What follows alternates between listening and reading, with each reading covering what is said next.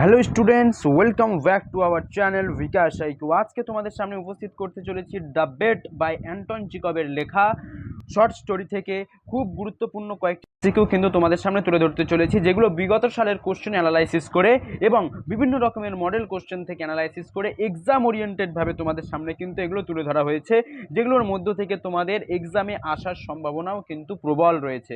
তো চলো আমরা আমাদের ক্লাস শুরু করি। আর বলে রাখি, যারা আমাদের বিকাশ আইকিউতে নতুন ভিজিট করেছো বিকাশ আইকিউ ইনস্টিটিউটে, অবশ্যই কিন্তু চ্যানেলটাকে সাবস্ক্রাইব করবে। এরকম ধরনের আরো অনেক সিলেবাস এবং আরো অনেক বিভিন্ন সাবজেক্টের বিভিন্ন টিচাররা তোমাদের সাথে যুক্ত হবে এবং তোমাদেরকে ক্লাস দিতে থাকবে। তো অবশ্যই বিকাশ আইকিউকে সাবস্ক্রাইব করো এবং লাইক করো। আর যারা আমাদের এখনো ক্লাসে এনরোল হয়ে নাও, অবশ্যই এনরোল হয়ে নাও। 8100191916 এই নাম্বারে যোগাযোগ করো, পিডিএফ এর জন্য হোক এবং ক্লাসের জন্য হোক, এইচএস বা ফাজিল যে কোনো ক্লাসের।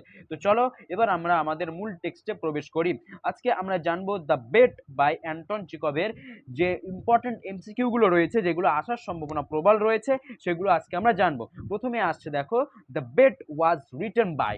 ঠিক আছে, the bet was written by. Bet যে আমাদের শর্ট স্টোরিটা রয়েছে, এটা কে লিখেছে? রাস্কিন বন্ড লিখেছে, অ্যান্টন চিকব লিখেছে, লর্ড টেনিসন নাকি জেমস হিঞ্চ? আমরা জানি কে লিখেছে, অ্যান্টন চিকব। অ্যান্টন চিকব লিখেছে। জেমস হিঞ্চ লিখেছে রাইডার্স টু দ্য সি। আর লর্ড টেনিসন কি লিখেছে? কমেন্টে জানাবা লর্ড টেনিসন কোন কবিতা বা কোন গল্পটা লিখেছেন। নাম্বার 2 হচ্ছে both are equally immoral. Here both refers to. Both refers to কি? এটা কিন্তু ফাজিলের 2025 সালে কিন্তু এটা এসেছে। Both are equally immoral. Here both refers to the law and the bankers, the scholars and the journalist, life imprisonment and capital imprisonment, নাকি literature and the music? এখানে option কি হবে? অপশন সি কিন্তু এখানে সঠিক উত্তর। এই দেখো, বোথ আর ইকুয়াল ইমোরাল, এরকম বইয়ের লাইনও কিন্তু তুলে দিতে পারে, দিয়ে তোমাদের সেখান থেকে কোয়েশ্চেন করতে পারে। ঠিক আছে, তো আমাদের অ্যান্সার হবে life imprisonment and capital punishment. তো চলো তারপরে হচ্ছে 3 দাগে দেখো, in his first letter to the banker. Lawyer যে ব্যাংকারকে প্রথম যে চিঠিটা দিয়েছিল, তাই বলছে in his first letter to the banker the lawyer addressed him. Lawyer ব্যাংকারকে কি অ্যাড্রেস করেছিল? My dear dash. My dear কি? ব্রাদার, জেইলর, ব্যাংকার নাকি ফ্রেন্ড? কি করেছিল বলো? মাই ডিয়ার ব্রাদার না, হচ্ছে না। মাই ডিয়ার ব্যাংকার এটাও না। মাই ডিয়ার ফ্রেন্ড এটাও না। মাই ডিয়ার জেইলর, হ্যাঁ এটাই কিন্তু আমাদের বইতে আছে, মাই ডিয়ার jailer. তাহলে in his first letter to the banker the lawyer addressed him as a my dear jailer. 4 নম্বরে কি হবে? How old was the young lawyer. Young লয়ারের বয়স কত ছিল? এরকমভাবে অনেক কিন্তু তোমাদের এরকম বয়স আসবে, 25 ইয়ার, 40 ইয়ার, ঠিক আছে, অনেক রকমের এখানে বয়স দেওয়া রয়েছে কিন্তু তোমাদের এই দ্য বেট শর্ট স্টোরিতে।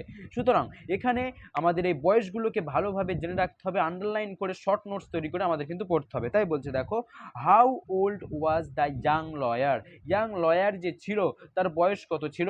অপশান এ কিন্তু আমাদের সঠিক উত্তর, 25 বছর। 26 বছরও ছিল না, 27 বছরও ছিল না, 28 বছরও ছিল না, ছিল কত?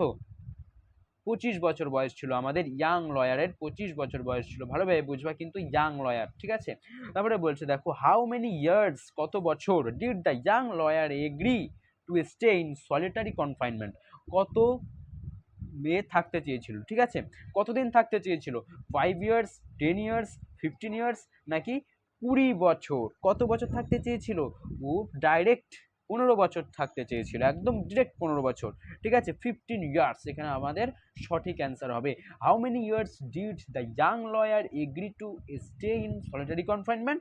15 ইয়ার্স। ঠিক আছে, একবার করে চোখ বুলিয়ে নিলে পরীক্ষার আগে, ব্যাস, কোনো চিন্তা নেই। এবার 6 দাগে দেখো, what was the topic of discussion. Discussion যে করেছিল, যে আলোচনা করেছিল, সে টপিকটা কী ছিল? Between the banker and the young lawyer. Banker এবং ইয়াং লয়ারের মধ্যে যে টপিকটা কী ছিল? The morality of capital punishment, the existence of God, the value of human life, নাকি দ্য ইম্পর্টেন্স অফ এডুকেশন? কোনটা ছিল বলো? 6 দাগে কোনটা অ্যান্সার হবে? এখানে কিন্তু আমাদের অপশান এ দাগ কিন্তু সঠিক answer, the morality of capital punishment.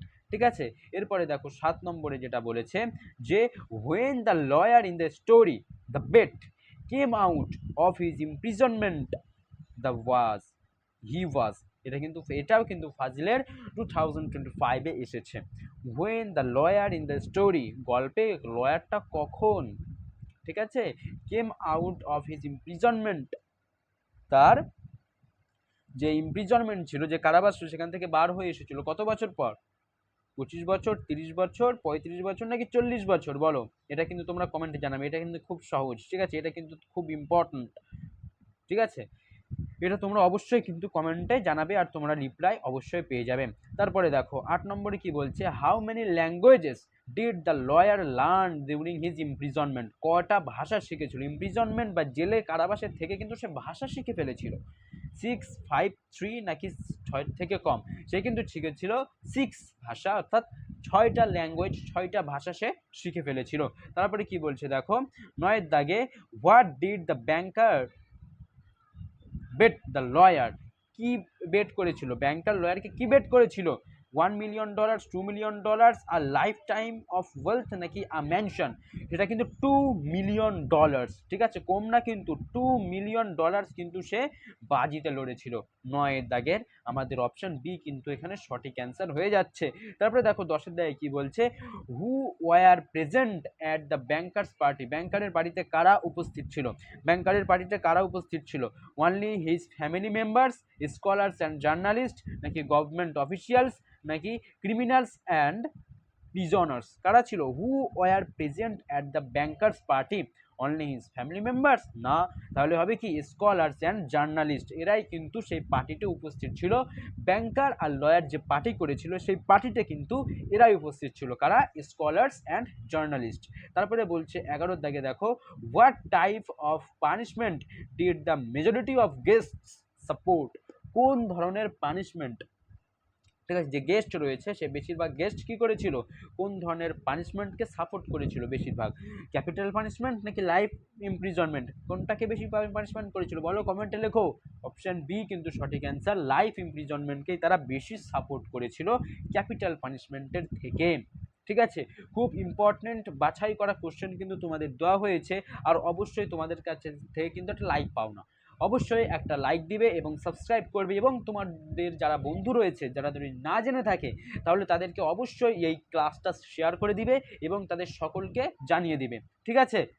তো চলো 12 দাগে কি বলছে, how was the lawyer allowed to communicate with the outside world? কি বলছে, how was the lawyer allowed to communicate with the outside world? Lawyer যখন জেলের মধ্যে আটক ছিল তখন সে বাইরের জগতের সাথে কিভাবে পরিচিত হতো? থ্রু আর টেলিফোন? না, টেলিফোন তো ছিল না। By sending letters? না তো। By talking to the guards? গার্ডের সাথে কই কথা বলতো? এখানে হচ্ছে থ্রু আর লিটিল উইন্ডো, একটা যে ছোট জানালা ছিল সেই ছোট জানালার মধ্য দিয়ে সে কিন্তু কথা বলতো। তাহলে 12 দাগের সঠিক অ্যান্সার হয়ে যাচ্ছে অপশন বি। তারপরে 13 দাগ কি বলছে দেখো, what was heard from the lawyers room in the first year? প্রথম বছরে যে লয়ার ছিল আমাদের, সেই লয়ারের জেল থেকে কি শোনা যেত প্রথম বছরে?